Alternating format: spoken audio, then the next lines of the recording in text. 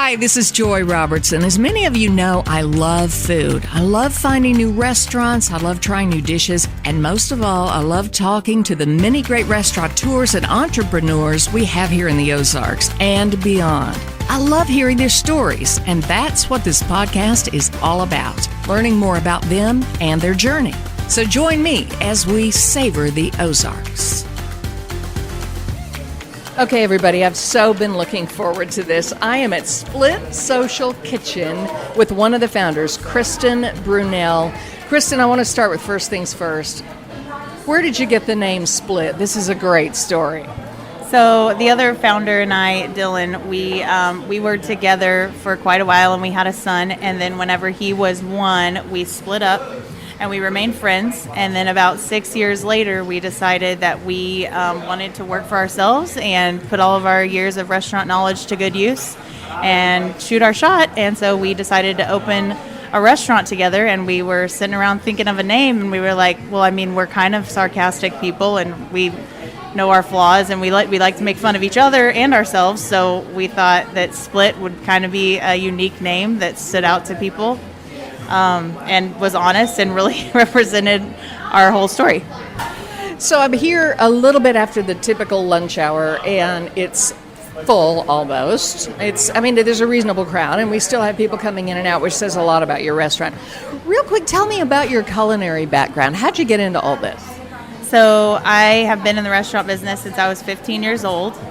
And I have just worked for some incredible chefs. Locally, I worked at Metropolitan Grill for Chef Pat Duran. I worked for Tony Garcia.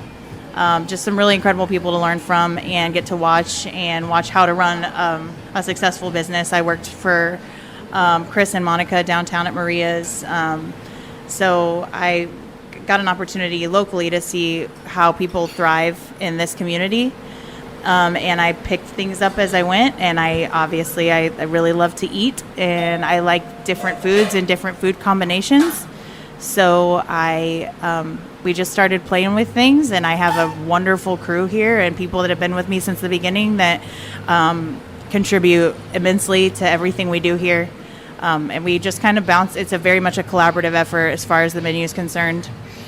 We try a lot of things, and we fail a lot, and but that's how we come up with original concepts. We like to take Midwest food and turn it up a notch and add a little bit of a spin to it to make it unique. Okay, you are from around here. You grew up in Bolivar, correct? Mm-hmm. Yes, ma'am. Okay. All right, so hence the Midwest. You enjoy the Midwest food, as we all do. But, going back just a second, I heard you mention Chris from Maria's, and you mentioned, I believe, Tony from Avanzari, and you've been around and worked for some folks, but those are very vastly different kinds of foods there. Mm-hmm. So you knew you liked Midwest, but is that where the twist comes from? Because you enjoy other elements of other types of food, and then you thought you were going to just mash it up a little? I like to travel, and so I get to try different things, and I'm always willing to try anything. And sometimes I think, I don't love this, but I would love it if it were a little bit different. And so I think that's where the urge to try a little bit of a twist on things. I like strong flavors. I like condiments. I love condiments, not scared to put ranch on stuff. But we it's kind of like, well, what if we deep fried it? And but still kept the quality. We use really high quality ingredients. We source as much as we can locally. Great. But that's part of the effort, is to keep things fresh, keep it innovative. We change the menu 3 to 4 times a year, depending on the season. We change the foods based on what's in season. It's hard to get everything fresh, but we get it as fresh as possible. Gotcha. I love that you source locally when you can. I think that's important, and people appreciate that for sure. What are some of your menu mainstays that you started with and you've stuck with because it stuck? So the Kevin Costner, which is our meatball chimichanga, every single thing in that dish is made in-house from scratch. So the red sauce takes 5 hours to cook our red sauce. And then after that, the meatballs are cooked in our red sauce, and then that sauce becomes the sauce for the Kevin Costner. The bechamel that we use is the base for the cream sauce. The meatballs are made in-house from all fresh ingredients. Nothing's frozen. We wrap it, we fry it, we sauce it. Everybody loves it. It's incredible. Why do you call it the Kevin Costner? Because it's the best thing ever, just like Kevin Costner. It's creamy, dreamy, awesome like a bechamel. I get it, totally. Just like my man, Kevin. Hey, Kevin. He's single, you know. Oh, I know. I've been waiting for this day for a while. Okay. All right. Well, I'll keep tabs on you and Kevin, see if anything happens here. What else? Speaking of that, though, you've come up with some really, really cool, innovative names for some of your dishes. What are some of your faves? Oh, man, that's tough. The tuna bombs. We kind of came up with those because it's just like an explosion of flavor. We love those. I love any kind of name that rolls off your tongue. I like to play with people, like our regulars. I like to play with their last names or their name and kind of, toy with it if it can fit into the menu item. Sometimes I like to name stuff after people if they order it all the time.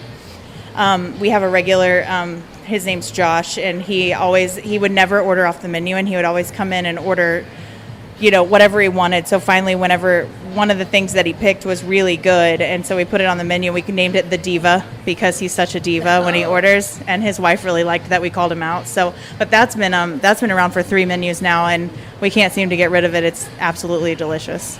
Speaking of calling people out, I'm going to call somebody out that we just spoke to. John Whittaker from over at Youngblood was just in here, and you and at least a couple of other employees weighed in on what some of his favorites are, which says a lot about how well you get to know your customers. You have quite the regular fan base.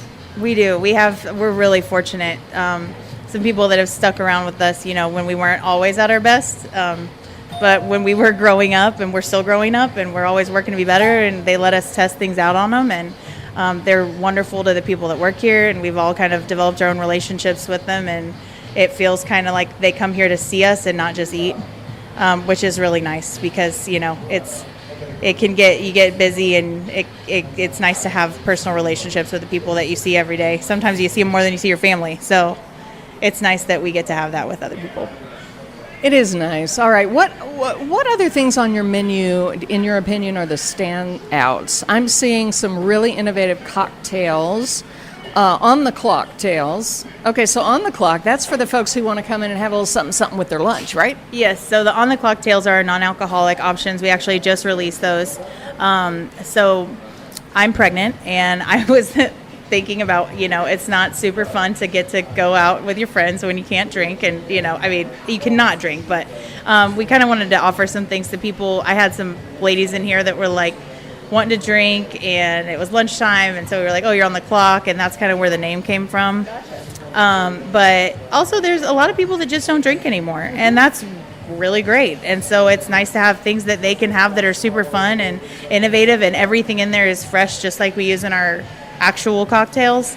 And they're all creative, and they're summery, and we'll have fall drinks come in fall, and now they make a lot of really good non-alcoholic like spirits and champagnes. So you can try things and it tastes like it has alcohol in it, and it doesn't. So it's kind of fun. We've really enjoyed it. All right, talk about some of your high octane though. You have some really innovative cocktails for those who do want to imbibe after hours or whenever they choose to. Yes. So we have one of our house favorites is our lavender French 75, and it is a gin-based drink that has actually now become really popular with vodka as well. But we do use lavender syrup in it, fresh lemon juice, gin. We shake it up, top it with champagne. It's super nice. It goes down way too smooth. We have a couple of fresh fruit mojitos that have been really popular. We smoke whiskey in-house to do smoked old fashions. And we use true maraschino cherries. So they're dark, they're rich. You're not getting a bunch of fake sugar in there. It's really, really nice. Good stuff all the way around. You have some Brussels sprouts on your menu. Can I just talk to you for a second about Brussels sprouts? Because I could swear, girl, growing up, Brussels sprouts were they were the joke, right? Everybody's like, oh, eat your Brussels sprouts. No, I'd rather do anything than eat Brussels sprouts. Now it's like a luxury upcharge. Everybody wants them kind of thing, and I love them. What do you do with your Brussels sprouts? So one of our most popular dishes is our beef in Brussels, and we use hand-cut beef tips that we marinate in-house, and then we put them over the top of deep-fried Brussels sprouts and artichoke hearts that we then toss in Parmesan, salt, pepper, garlic, toss it all together, Parmesan cheese, balsamic vinegar, and then top it with that beef. It's super low carb. which is a big selling point for a lot of people. It's a huge amount of food, and so it's a really good deal at $28 because you're getting 8 ounces of hand-cut beef, tenderized in-house, and then you get, it's a full plate of food. And the Brussels sprouts are just addicting. Like, you can't stop eating them. It says on the menu it's worth sleeping alone, because it really is. They're very, very good. You have one and you just keep eating them. Do you just keep coming up with new stuff? Like, it sounds like you do. Seasonally, I'm sure you change it up, because I've definitely seen seasonal offerings here. Yes, definitely. And it's always fun to see what kind of, we all get on the same kick. Like, we'll have a bunch of Asian inspired dishes all kind of back to back, and then it'll be all very much sandwiches, and then it'll be pastas. It's kind of fun to see where sometimes we get on a roll and all of our brains go in the same direction, and we have to wait. Okay, we have 10 sandwiches ideas, we got to shrink it down, and and then we come up with a few ideas, and then we see, like, how can we make this better? Okay, everybody has this, how could we make this our own? And I think a lot of the ways we do that is we make all of our sauces in-house, and we try to be original with it, nothing that tastes like somebody else. We don't ever want to copy anybody, but it's easy to be inspired by people. We have an incredible food scene here, and it's inspiring to be around, and it also pushes us to be better all the time, because you got to keep up. And with, I don't even want to say the competition, because it's very much a community of people.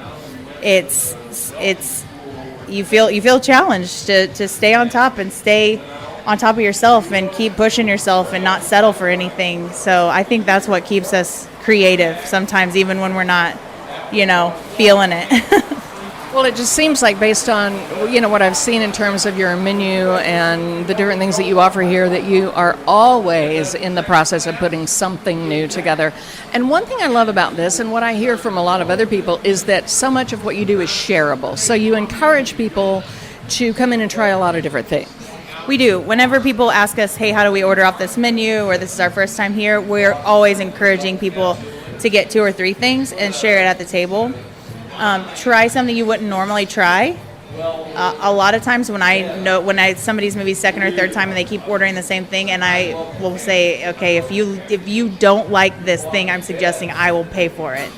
Like, when I know they're going to like it, and I know that some of the other employees here do that too, because there's some stuff on there that you just wouldn't think, and like Brussels sprouts, and then you eat them and you're like, I can't wait to have that again.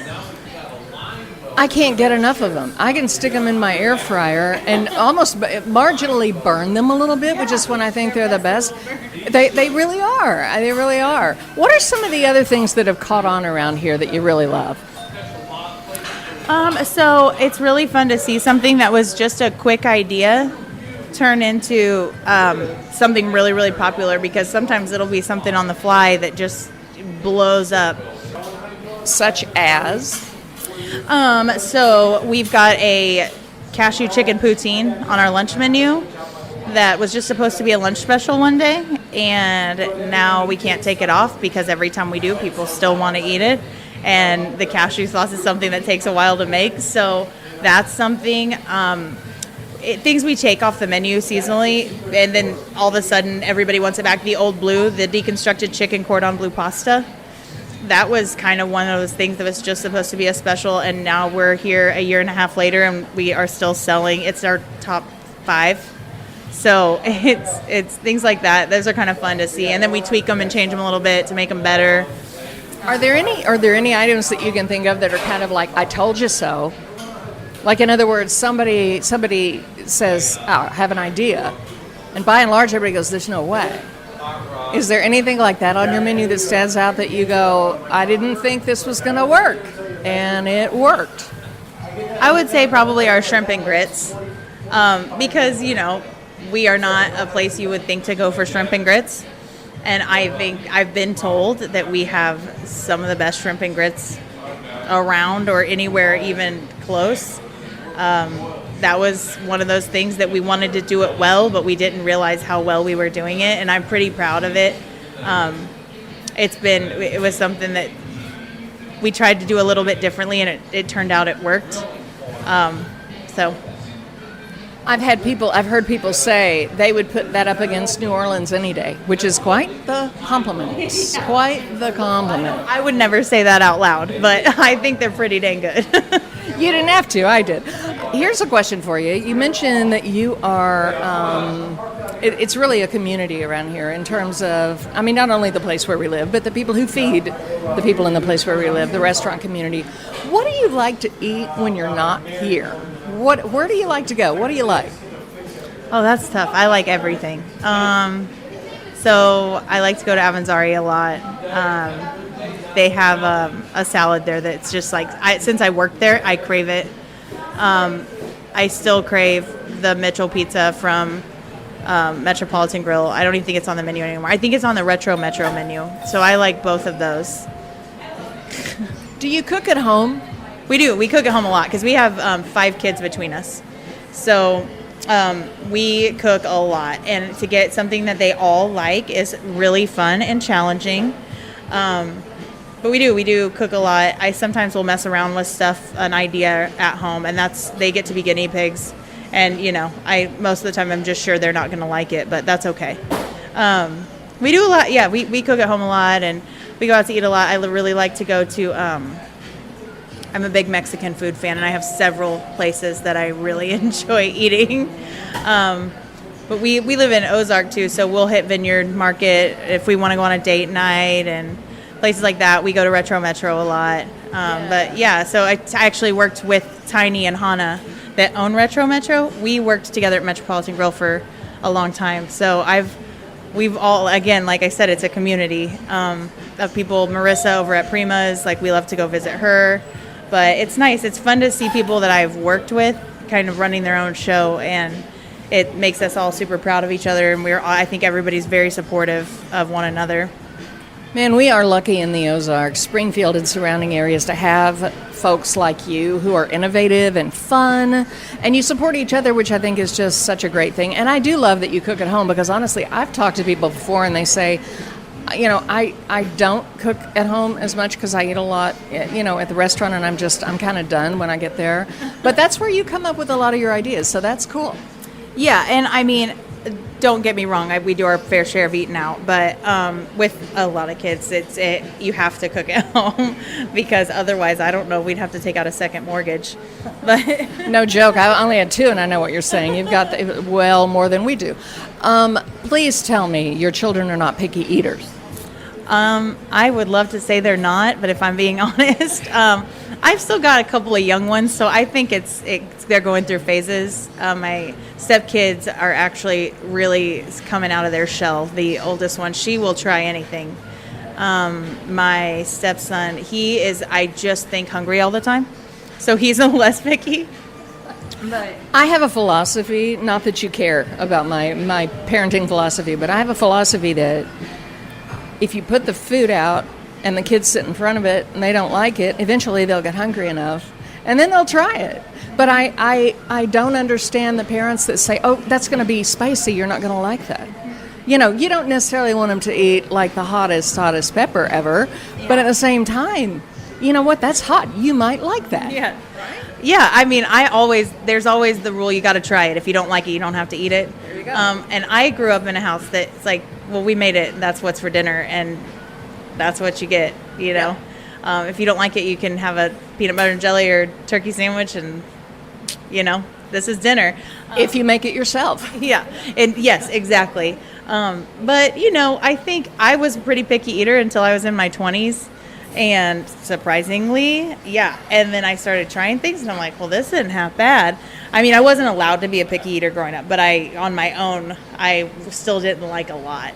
But I feel like I really grew by just trying new things, and that's seriously, I think, where my love of food came from, is that I all of a sudden was trying things I never tried before, and, I fell in love with cheese.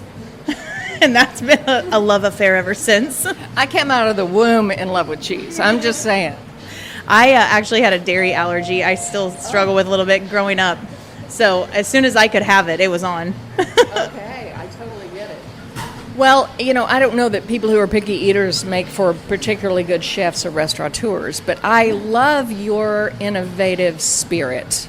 and the way that you'll try this, try that, see how it goes. Is this more of a sit down and eat lunch or dinner place, or do you find that it's a hot spot for like happy hour and shareables, things like that?